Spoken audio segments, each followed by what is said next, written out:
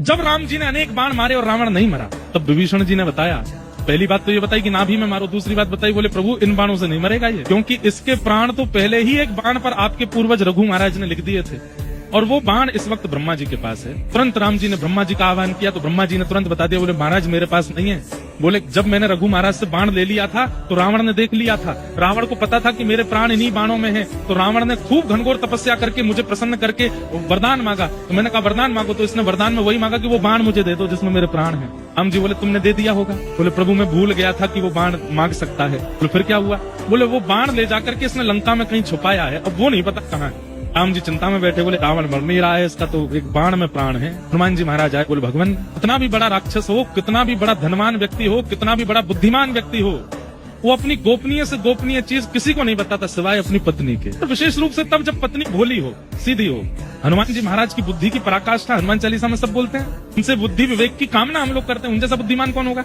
उन्होंने कहा, बोले प्रभु हो ना हो, रावण पूरी लंका में अपने प्राण जिसमें बसे होंगे वो कहीं और नहीं, अपनी पत्नी के पास ही कहीं रखा होगा, आप कृपा करें तो मैं जाके लेके आऊं। बोले जाओ।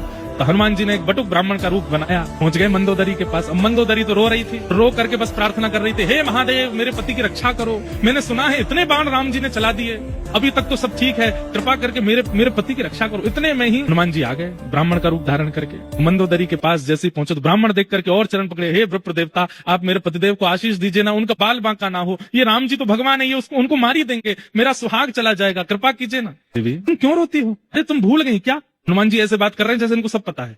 तुम भूल गई क्या? क्या?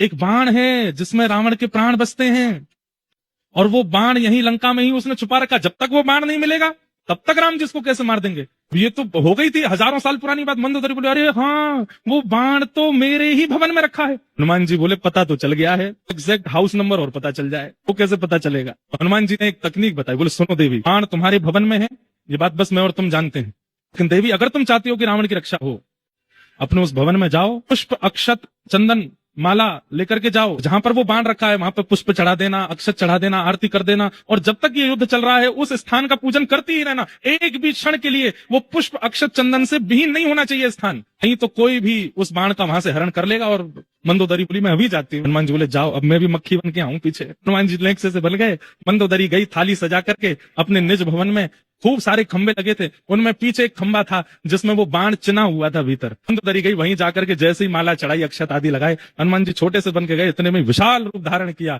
और एक मुष्टिक प्रहार करके खंभ भेदन करके भीतर से बाण निकाला, लेकर के सीधे राम जी के पास गए, जाके चरणों में अर्पित कर दिया, लीजिए प्रभु मार दीजिए। तब राम जी ने अंतिम बाण धारण करके जैसे ही रावण में मारा, वध हो गया।